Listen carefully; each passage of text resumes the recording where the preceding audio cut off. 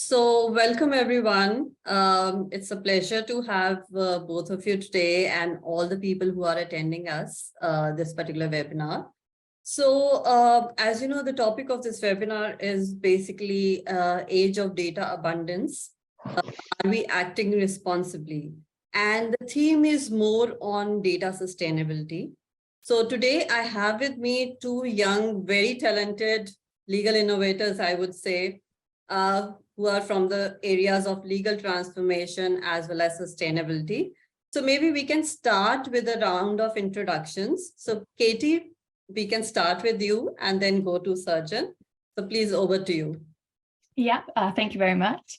I'm Katie. I work for a company called Innovative Energy Consultants, and my company does two main things. We help businesses become more sustainable by doing some sustainability consultancy, and we also do growth consultancy in the clean tech sector. Our business, IEC's mission is to really help businesses grow sustainably.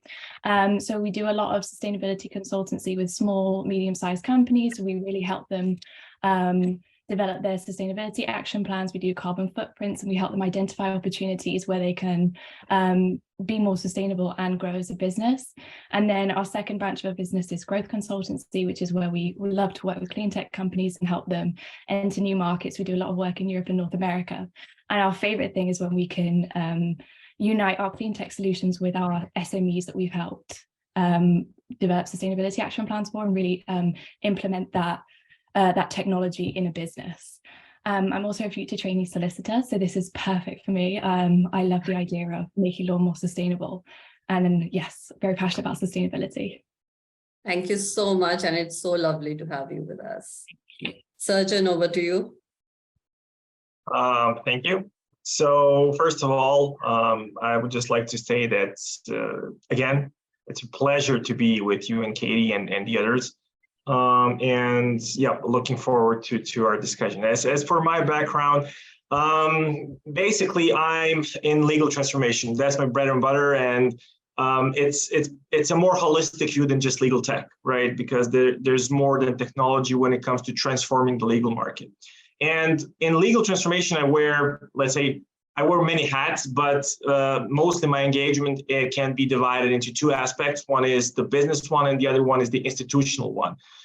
From the business aspect, I'm the founder of Legal Transformers and co-founder of Gap App. Legal Transformers is a service-based company, basically helping major law firms and corporate legal departments make their internal and external legal processes more efficient. What I'm passionate about is changing the way legal service is being created and provided. So basically, this is more the external part. Becoming more efficient is a part of every digital transformation process. But what I'm very curious to kind of find out, witness, and even take part in the innovative process of changing the way people interact with legal services. And data has a lot to do with it, but we'll come to that later.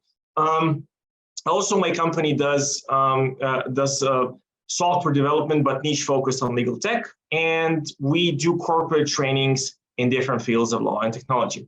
As for Gap App is our baby, our startup, and our platform that enables lawyers and legal professionals, compliance professionals, to easily create bots that help organizations become compliant with any regulation in the world. And it's managing the entire process from gap analysis to compliance monitoring. So we were very excited about that. And one of the major components in Gap App also has a lot to do with data sustainability. So also looking forward to giving my take on that as well. From the institutional part, I'm serving as the director of the European Legal Tech Association for Southeast Europe, and doing my best to kind of bring awareness how technology and innovation can help not only law firms and corporations, but society as a whole. So yeah, thank you again for the invitation, and looking forward to the ride. Absolutely. Thank you so much, Surgeon. And I'm so amazed with the talent both of you have, with how much you're doing at such a younger age. And definitely, I think you are contributing a lot to the legal industry. So, I mean, before we start, let's just kind of talk a little about, why we are talking about data abundance and sustainability. I mean, basically a little bit of context. So, I mean, maybe I can just start with it and, I'll come to each one of you. And, I would really like to have your views on it. So, I mean, when we thought of actually, discussing or taking up this topic, we thought that, okay, at a global level, we understand that there's a lot of data storage discussion happening. Now, it is irrespective of the industries, it is irrespective of the type of business, but definitely it is a huge source of carbon emissions. We know that for data storage, we are using data centers. And again, the studies talk about data centers coming up with global emission, which is almost about 3% of the global carbon emissions, which is equal to, kind of the global aviation industry's emission also. So, I mean, we are actually reaching to a stage, and there is this prediction that by 2030, the world will generate approximately 1 yottabytes of, data. So, I mean, we are actually going towards a very, very huge, I would say, actually using the word explosion is definitely right. And legal industry is definitely, kind of, we are working on data all the time. We are creating data, we are reviewing data. We are just surrounded by data everywhere. So I suppose it's really important for us to now start talking, or at least start the conversation about data sustainability, because this is the right time that we should really start with it. So, I mean, Katie, Surgeon, anyone, what are your views on it? Ladies first. Oh, thank you. Yeah, I absolutely agree that with all your facts and figures that you just mentioned, completely shocking to me that data is responsible for such a huge amount of emissions. And I think now is definitely the right time to speak about it, because I think post-pandemic, the legal industry is definitely digitalizing at a very rapid rate, faster than ever before. And it's something that doesn't seem like it's going to stop. And I think that's a great thing, because I saw a statistic that said there's £3 billion worth of market gains in the legal industry, but just by using data more productively. I think there's a lot of benefits that the legal industry can derive from using data. But on the flip side of that coin, we're also having this conversation about sustainability. We have events like COP27 that just happened. Sustainability is constantly something that we're thinking about. It's in the news. I have conversations at work about it. I have conversations with my friends about it. And everybody is having this drive towards net zero.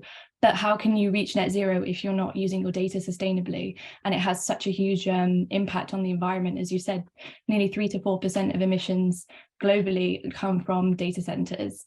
And we also have these more aggressive regulatory environment in terms of the EU, I think, has a new data sustainability data regulation coming out. The IFRS is developing sustainability standards to have this kind of moral incentive to become more sustainable. We also have this economical incentive where businesses have to report on their emissions at the same time that the legal industry is really digitalizing. So I think it's nice that they're happening at the same time. We have this really unique opportunity to get it right first time, whereas other industries that are perhaps more advanced on this journey have to really go back, whereas we don't have to. And I think that's great. And I think having conversations like this are so important, because now people can go away and look at their own practices and look at the building blocks. So yeah. Absolutely. Surgeon? Well, yeah, I would just like to follow up on that, because I couldn't agree more. Obviously Katie is more an expert when it comes to sustainability, but I from what I'm seeing, not only in the region, but from leading law firms across the world, is that when I say we, I mean, let's call it legal professionals as a community, we're not using data as efficient as we should. So basically only 20% of lawyers and legal professionals say that they're using data effectively. And that's also a question, right? Do they really use it effectively? Also, there's been some statistics that above 70%, I think 73% of legal professionals, especially lawyers, are making decisions based on outdated data. So, we're talking about having, an inflation of data, but on the same side, we're not using it. We're not treating the data with respect, right? And from what I see, there is so much valuable data out there that is just lying on different drives, on PDFs, and Words. And this data is actually knowledge. This is the I think the true value of legal data, because as the legal industry is a part of the professional services, a branch of industries, and we have a lot of knowledge accumulated somewhere. They're stored and just doing nothing, just collecting dust. So we're also doing our best to kind of change that in a way, and basically provide technology that's automatically processing data into different knowledge bases, and then enabling legal professionals to reuse that data in a more efficient way. So aside from the fact that it has tremendous impact on the environment, I believe that it also has a huge business potential. As Katie mentioned, we're talking about £3 billion, which is a very, very large amount. So and also I would like to say that there's been a lot of talk about AI, about different application of a technology application in the legal industry, and I think that's like too far ahead. We first need to kind of figure out how to do the basic stuff, how to accumulate the data we're using, and then think about how we'll process that data, because AI or any type of technology that's processing a huge amount of data is basically useless without the content, without the data itself. So I think that's also something that we need to think about. Absolutely. And in fact, Sarjan, you and me both have this legal tech backgrounds, wherein we, every time we know that when we have to implement a project or when we have to start a project, we are spending about 20 to 30% of our time actually sorting that data, right? So you can imagine at the scale of every legal tech company, I mean, each one of us is actually struggling to, structure the data, review the data, categorize it. So I suppose there's a lot which is leading to duplication. And then again, you are actually doing X multiples of, the data that is getting collected. So I definitely agree with you that, this is something we really need to look into. In fact, my next question was that why should lawyers even, think about this? And I suppose both of you have already kind of put in a lot of thoughts on that. In fact, I was actually going through a study, a report from, there is this alliance, which is called Legal Sustainability Alliance. And they come out with a report on different law firms. So they have about 50 to 60 law firms globally, and they are helping them, guiding them, and coming up with reports related to what is their sustainability, ratings, or how they are, kind of doing. But so basically they are looking at, one is by digitizing, how much of sustainability they are kind of able to, get into. So it is more related to becoming like a paperless law firm, reducing your business travels, reducing the real estate costs. But possibly, I think still we have not reached a stage where we are really looking into the data also. So I suppose data sustainability is definitely one of the areas which can be added to this kind of sustainability reporting or of analysis, which can help the law firms to actually really look at what is their sustainability scoring. Okay, I mean, since we have talked a lot about legal data chaos, so what do you think are the possible reasons or challenges for why we are having so much of chaos? Where is it that, we feel there is something needs to be done? Because we definitely need to know the root cause of it. We need to know the reasons why we are having this kind of chaos across the legal industry. Katie, would you like to? Yes, thank you. I think one of the main reasons is a kind of a lack of knowledge and education in staff in general and companies as a whole, in terms of how to best use the data, how to store the data in the best way.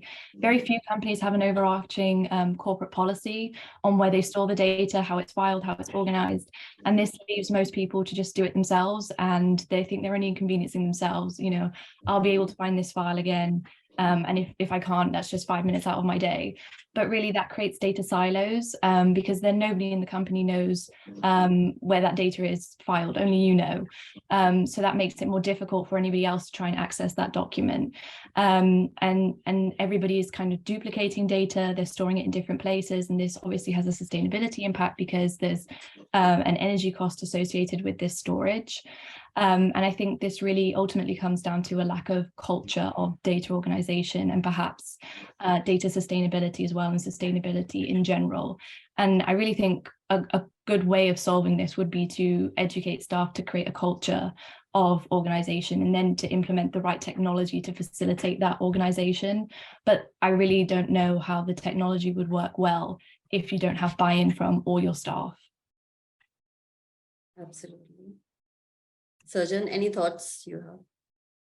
Well, yeah, I think it's something it's actually very interesting because according to some scientists or people that have done research in law firms, the most creative lawyers and the most entrepreneurial lawyers are the ones that bring in the most business, right? They bring in the most cash. However, the culture is always limiting these lawyers not to be innovative, but to not to be entrepreneurs, but to be businessmen. There's a difference, right? There's a difference between cashing in and creating something new.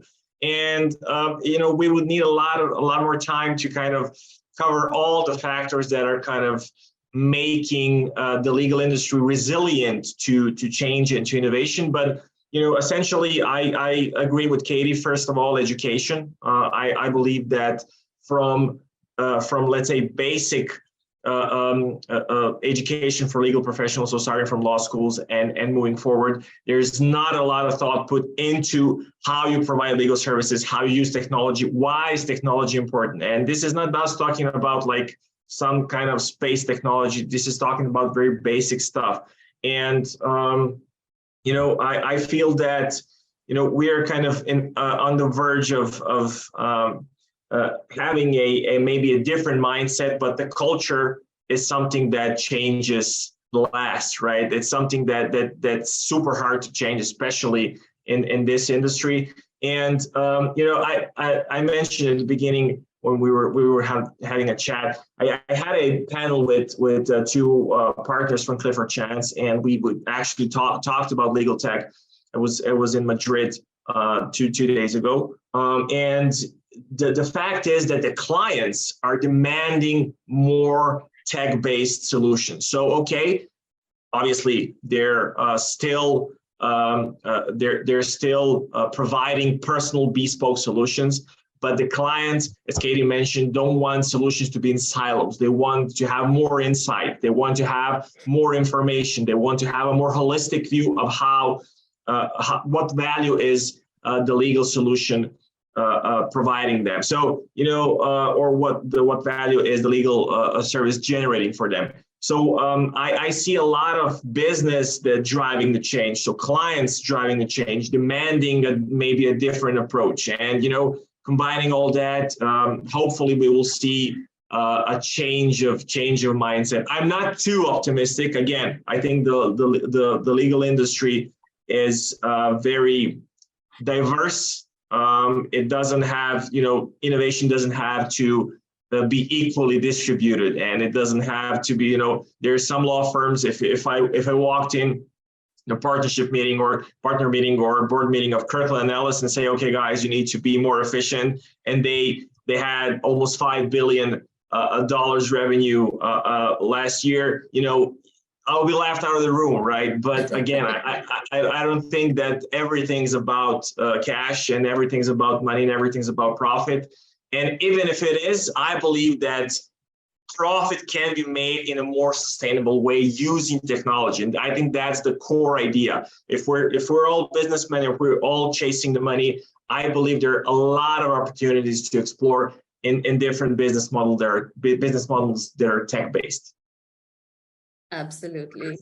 And in fact, definitely, I think I would just add to this is the culture, that we see in the law firms, or for that matter, in the legal industry, I would say, which is more about having a very siloed approach towards, anything that they are doing. Again, I suppose the intention used to be more to, retain the expertise. But today, I think that everything is so much, available, even on the internet, or there's so much of knowledge is available everywhere. So I suppose today, retaining that culture of a siloed approach actually restricts your knowledge sharing, restricts your, approach towards managing or centralizing the basic functions of a firm or basic functions of an organization. So I suppose, I think that culture, we are seeing that changing, but definitely there's more that is required to be done, which can then, also kind of help with the data management, which can also help with, kind of using the data sustainably. It's only once you share these things. And as you rightly said, Katie, it's more about knowledge. I mean, we have not seen many organizations coming up with their data architectures, how they are going to, kind of where the data is going to be created, how it is going to be processed, what data will be, kind of taken up as something that gets you business insights. So, I mean, I was actually looking at one report of Accenture, wherein they said that 70 to 80% of the data in the organizations is more like dark data. By that, we mean that data is maybe used or, used maybe once and then it is never used, or is never, kind of no insights are driven out of it, but you're spending so much of money saving that data because there are no relevant policies or procedures for retention or how you are going to actually handle that data or manage it. So I suppose, I think all of this needs to be kind of looked into when we are really kind of looking at data management areas. Okay, so maybe let's move on to the next one where we are, since we've touched upon the data management requirements. In your experience, do you think there is something where, how data management can be enhanced, or your experience of how data management is typically done, which can be, can help with sustainability, whichever way? Katie? Yeah, thank you. So my experience very much varies. As I said, I work for a sustainability consultancy company. We work with all range of customers, ranging in size, ranging in industry. And we've really found that it doesn't matter what industry actually or what size you are, the way that you manage data is just completely different. So a lot of work we do is carbon footprints, for example. And we find that sometimes it takes clients almost a week to find the data that we need, predominantly their energy bills, and it will be in the back of a filing cabinet somewhere, and they send it to us as a photocopy, and then other clients will be able to just send it to you via their cloud accounting software, for example, like QuickBooks or something. So the way that data is managed is just completely different depending on the client, and very few clients we found actually ever think about their digital footprint. It's just what's more convenient, and it's almost what's more convenient at this given moment in time. It's easier for me to put this copy of this bill in a filing cabinet than it is to upload it onto a cloud. So that's what I'm going to do. And I think we need to, almost going back to that, the previous question, is when we talk about this culture and this knowledge, we need to equip people with the knowledge of what solutions are out there to save them the most time in the future. Because as Serjan said, a lot of people are powered, their motivation is money. They want to, get the most revenue they can.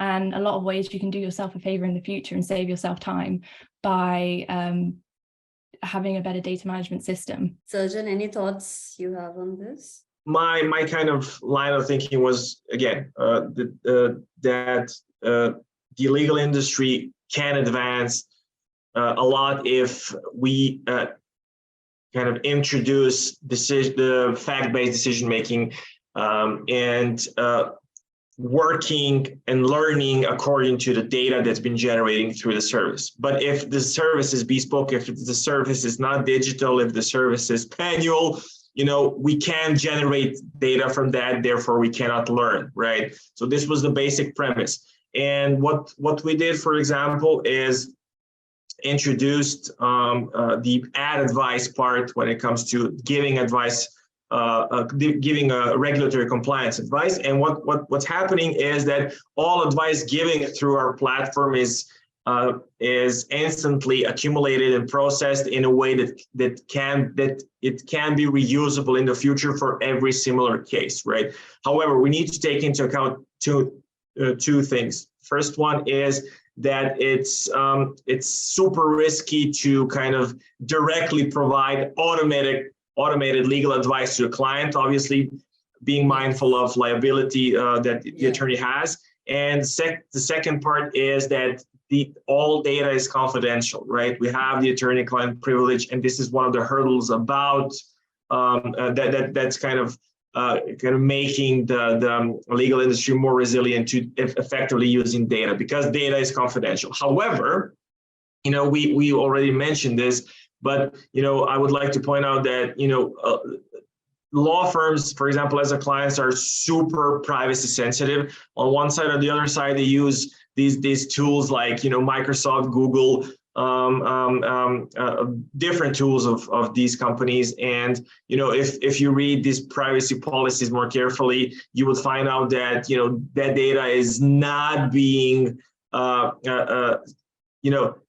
it's not like using Microsoft Azure or Amazon Web Services or whatever. It's secure, but I think we kind of underestimate or overestimate the level of security that our data has. Otherwise, these companies couldn't make money on AI, grammar checks or whatever. So we need to be mindful of that as well. But yeah, so essentially, aside from the confidentiality part, I believe that if there is an established culture that you need to use digital solutions in order to generate data, and in order for that data to be valuable, you need to have, this is also the question of the education of legal professionals when it comes to technology. It's not just about data, it's about what makes a good insight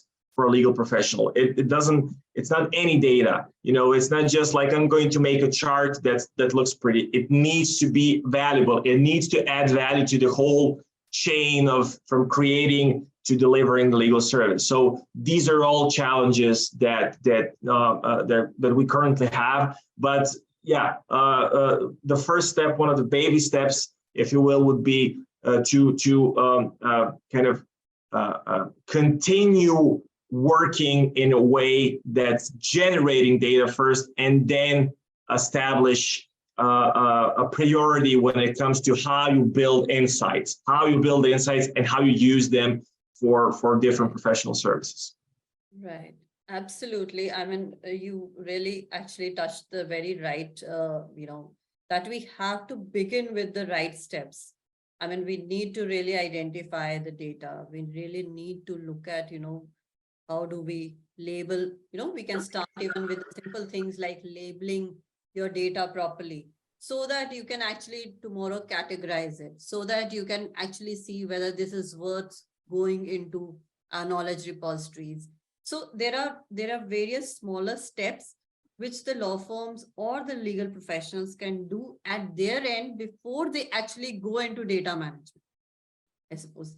And absolutely, I mean, I was actually discussing with Nick today about, when we say digitalization, yes, that will help us to, to be sustainable.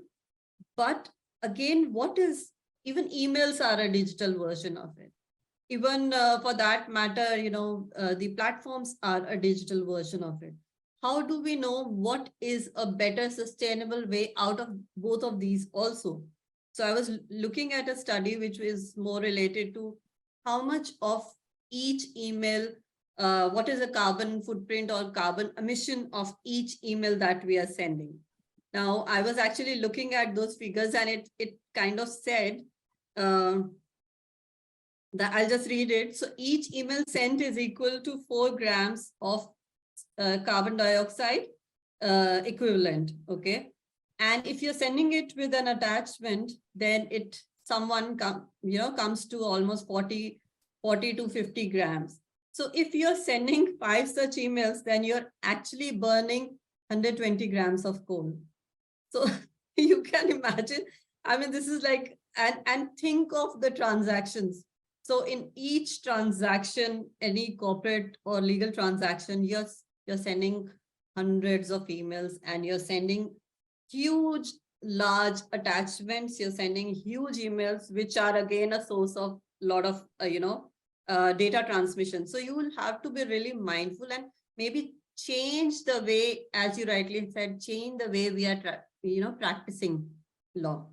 I mean, we can't keep relying on emails. Now, this is just a small example, and there could be many such things that we'll see, and I'm sure you have, both of you have great suggestions on this. Okay, coming to, how do we link data storage with climate? So, I mean, Katie, if you can really kind of, since you're coming from the sustainability background, if you can really kind of help us understand, for the sake of the audience as well as for everyone else, what's the linkage between the two? Yeah, of course. So to put it into context, obviously data storage is where you store your data, and this is stored on servers that are located around the world, and they are switched on and operating 24/7 every single day of the year, because people want to access their data at any time. And this means that they're using huge amounts of energy. As you said earlier, data storage is the emissions coming from data storage are equivalent to those of the commercial airline industry. That's the global commercial airline industry, which I thought was quite shocking, actually, because usually when you're talking about sustainability, people always say, well, flights are really polluting, you should try take less flights. No one says, store less on your cloud, when actually that's probably as polluting. And I also saw this really shocking figure that the average data center uses enough energy that would power 50,000 homes annually. And there are 8,000 data centers globally. So, I mean, they really use such a huge amount of energy.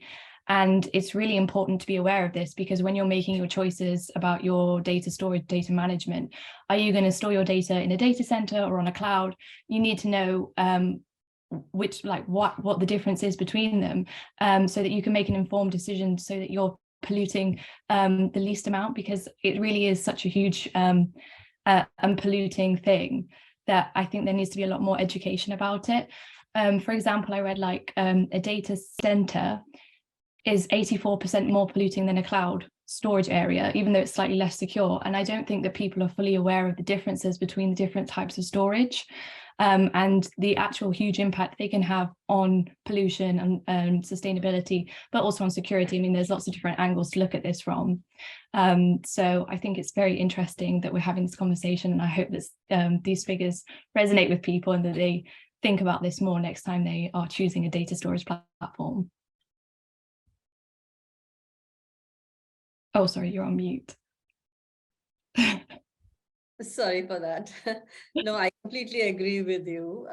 Surgeon, any thoughts you have on this, since you are dealing with so much of data? Well, yeah, when it comes to the legal industry, I believe that one of the major pain points is duplication of data. We have so much unnecessary data that it's ridiculous. But again, this is because data is in silos. So it's basically, they're not connected, they're not reusable, and therefore they're not efficient. But to avoid repeating myself, Katie is the expert on sustainability and impact on the environment. So thank you for these insights, and I believe this can be very valuable to all of us who are constantly dealing with data, who are developing solutions that are accumulating a lot of data. And this also has to be an important topic when talking about technology in the legal industry. Absolutely. Like, I mean, I was, after we had our initial discussion, I was actually, trying to explore more about, sustainability, data sustainability. And I was absolutely intrigued, I would say, looking at the figures, looking at, the amount of, the impact it is having, and it's just with the data. I mean, there could be hundreds of other things, but I mean, this is something which we can definitely have a control on, and we can definitely, do something about it. I mean, it's as simple as that, if we have better email sending practices, if we have better, data storage practices, best practices within your organization, you can actually make a whole lot of difference. And I was also discussing with Nick in terms of when we were talking that, okay, if I look at emails and I say that, digitization, we shouldn't be using email, but we should be using a digital platform. But then what is the digital platform's level of sustainability? That also needs to be kind of looked at from some angle, because, you are creating one copy of document, and then, you are moving it into another, maybe, say you are doing a DocuSign, then you are creating another copy of that. So how many copies of the document are getting created, right? So each of these little things, when, we from the legal technology industry are working on it, I think we need to all look at it. And that's where the integration piece comes in. That if our technologies are integrated, it definitely helps us to reduce the number of copies that we are creating, right? So I think there are some such interesting topics when you actually start deep diving into these areas. Okay, Surgeon, how do you think legal technology can support sustainability? If you can just kind of talk a little more about this. Yep.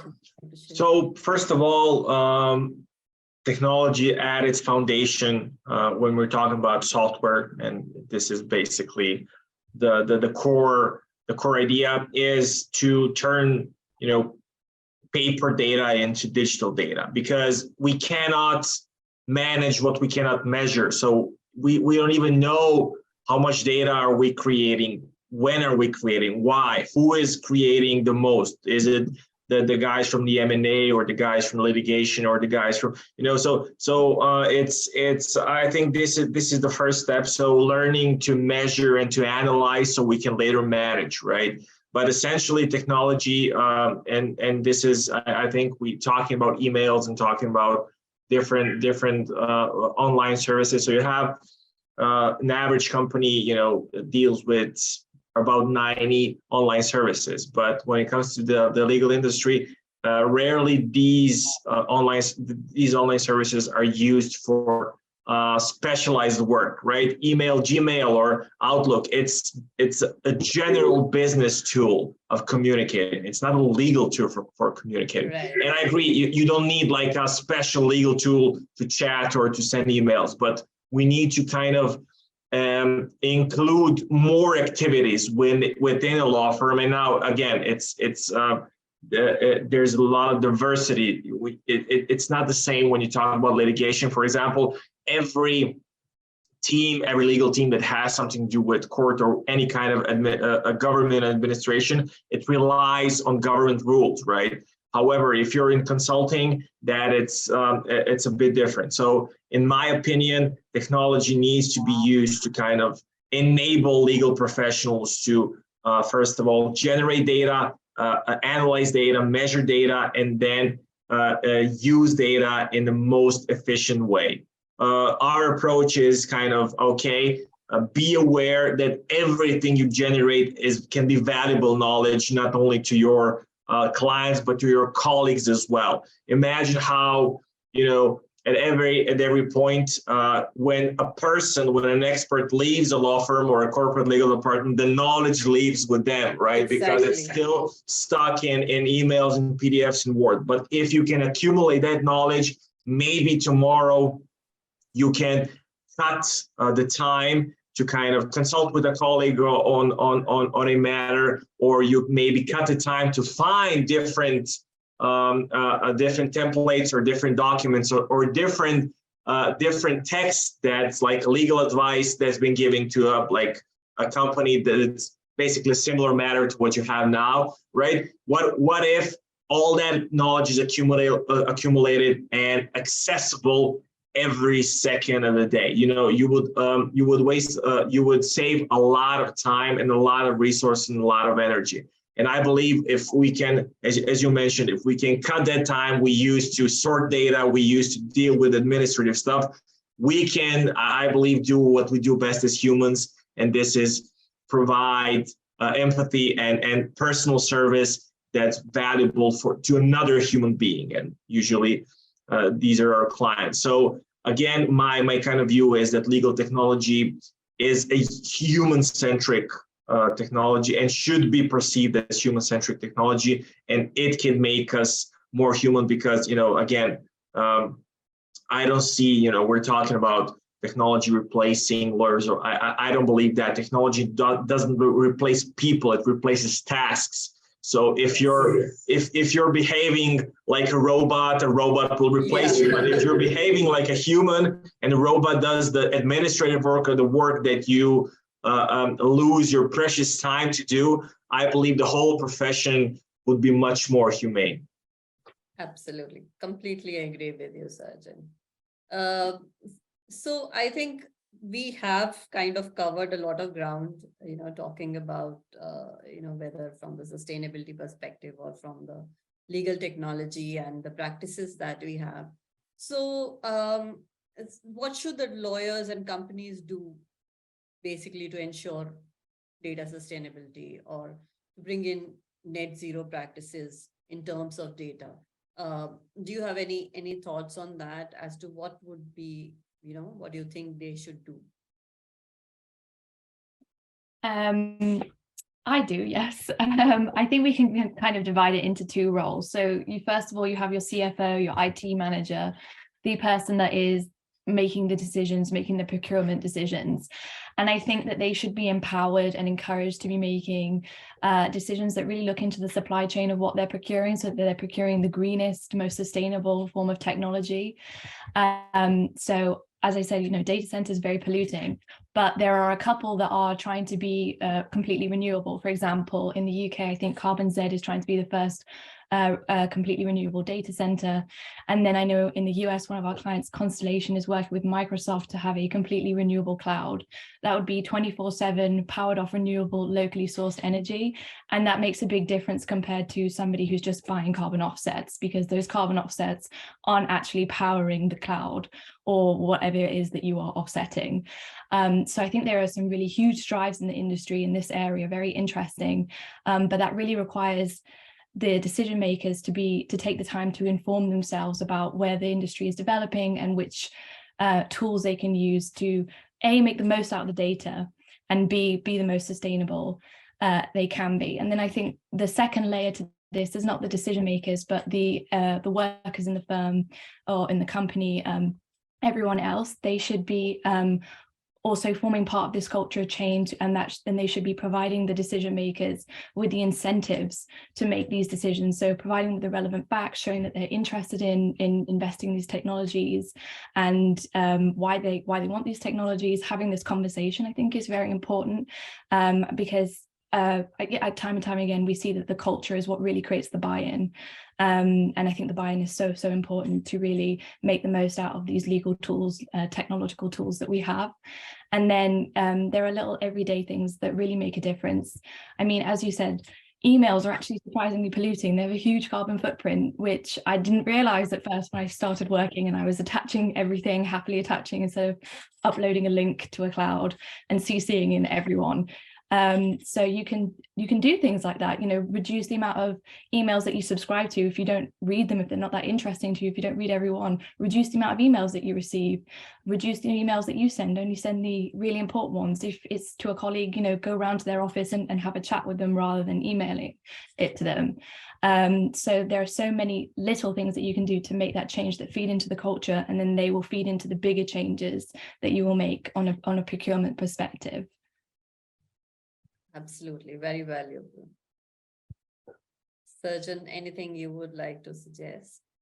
Well, essentially, we have three main components. One is education, the other one is regulation, and third one is implementation. So first, we need to know all this that Katie has been talking about, that we're just discussing. Secondly, this is not only a business matter, this is a public interest, right? So we need strong regulation and advocacy from the top to support efforts in this direction. And the third one is implementation. So, okay, we know what we have to do, we know why we have to do it, and we have laws that should be enforced in that direction, but we need people like Katie to tell us how to implement, right? And essentially, these three steps are it's nothing new. I didn't invented hot water, but essentially we can forget that we need to stick to this, and we need to be very thorough, because if we skip one of these steps, nothing's going to happen. So yeah. Absolutely. And I mean, I would always like to go from the beginning, and I always suggest that lawyers can take a lot of steps at their end before even going outside, more for their own benefit, I would say. The example Katie was giving, whether it was related to the emails or, coming up with some data architecture for your firm, coming up with your retention policies, or, you need to purge the data, as simple as that, if you're not using it, or you need to archive some data, or you literally need to kind of label your data properly, or use some data management or knowledge management systems, so that at least you are collecting the data at a central place. You can have practices like standardizing your documents, so that you are not reinventing, not doing research, from scratch every time. And so I think these, little steps can definitely help. And then definitely on top of that, as Surgeon, you said that, those three layers are definitely something which will empower the entire legal industry, for that matter, to really, kind of come up with a very strong, I would say, use case for it. So I think we also talked about, Surgeon, you touched upon AI and, the emerging technologies, I would say. So do you think those technologies also facilitate this kind of sustainability? I mean, while we are still not at those stages of legal technology, there are very few organizations which are meaningfully using AI or ML, these kinds of things. But do you think that can also be one of the, places where we can see data sustainability opportunities? Well, I don't see the future having any less data. I think that even AI is entered a stage of invisibility, right? You have Netflix that's not advertising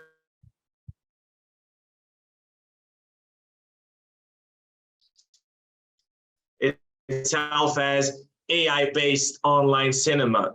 But it uses, there's no way we can even talk about software, and we can talk about emerging technologies without a huge amount of data. So again, I believe we need to work on another angle, and that's having data centers and having storage that's based on sustainable and renewable energy, right?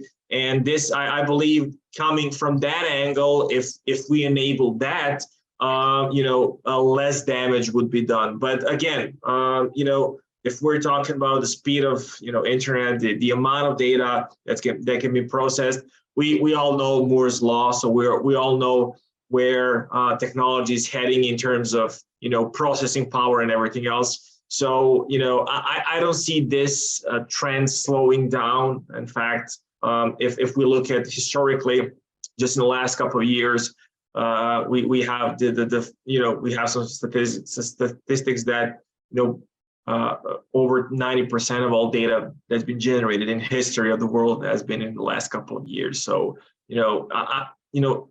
I don't see a way that this is going to stop by itself, especially bearing in mind the development of the market and everything else. But the green agenda and everything we've been talking about is also taking effect, and it's being pushed from the top, and it's being enforced. So I think this angle is where we should work. What we should work on. Absolutely. And I think as part of the legal industry, we definitely play a huge role in terms of the entire climate initiative, or in terms of ESG, which is like, kind of an area which is so much being discussed and is actually an emerging area. So while we can play a huge role over there, I suppose it's very important that we understand the data part of it, and then be able in a position to advise our clients. That's where we will reach to that stage when we are doing it in-house, when we are adopting those data sustainability, or for that matter, sustainable law practice, I would say. Okay, I think, I'm really delighted with the discussion with both of you. So just to close, can you give each one of you any 2 tips on, how to, have a sustainable data practice? What would be your tips to the audience? I think first of all, you need to create a data architecture, as we've been saying time and time again, and that requires you to think about your storage needs. So as I said, do you want a cloud? Do you want a data center? There are pros and cons to both, but also you need to think about how much storage you need, because if you buy a certain amount of storage, but you don't use it, that storage is still using energy. Just because you're not using it doesn't mean you're saving any energy. You're just wasting money and energy. So it's really important to be able to kind of predict accurately or roughly how much storage you need. And secondly, think about how that storage is powered. I can't stress enough how important it is to think about how it's powered, because many data centers, I think, are based in North Carolina, I want to say, and it's almost 100% coal-fired grid. It's really polluting versus the data centers like Carbon Z and Microsoft Constellation partnership, which are more renewable. Is a huge amount of emissions that you can save just by making that one good choice, but the outcome is the same in terms of you are storing your data. So it's about making smart choices and thinking about it. From my side, I would say commit yourself to using technology when providing legal services. This is the only way you can manage data more effectively, because we're all, as an industry, I talk about legal professionals, we're all expecting a lot, right? We have high hopes for AI, high hopes for blockchain, but essentially, we're not putting a lot of effort into making it work. And just being both on the legal industry front and on the IT front, it takes enormous amount of effort making technology work. It's not magic, and we all need to commit to use it more effectively and more obviously more efficiently, so we can have a hope of managing data on the same level of efficiency. Sure, thanks. In fact, Surgeon, you stole my tips. Sorry, you told me beforehand. Okay. No, that's okay. Because obviously I'm also, from the legal tech background. So definitely my tip is always to use technology because that gives you scalability, that gives you sustainability. So definitely that is something we really have to do. And the second is, I also feel that we should start getting involved into sustainability initiatives somewhere, because they will not only help us create awareness, educate ourselves about what sustainability is all about and how does it work in our industry. Because even if someone is talking about sustainability, we sitting in our legal industry know better as to how that can be applicable to us, right? So it is very important that we start getting involved into these initiatives. And there are several of them, like, as I was talking about Legal Sustainability Alliance, or there is this Chancery Lane project, which is more about contract clauses. But even if you have to work on contract clauses, you still have to understand, the entire concept, right?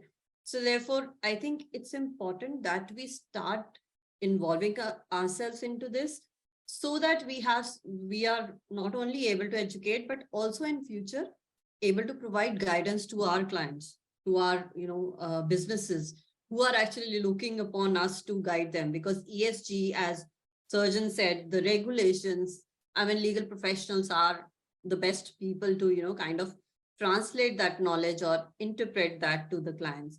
So I think that is what is, from my end. So thank you so much. I think it was really nice, and I really value every single, piece of insight that you have shared with us. And thanks for your time. Thank you very much. It's been a delight. Okay. Thank you. Bye. Take care. Bye-bye.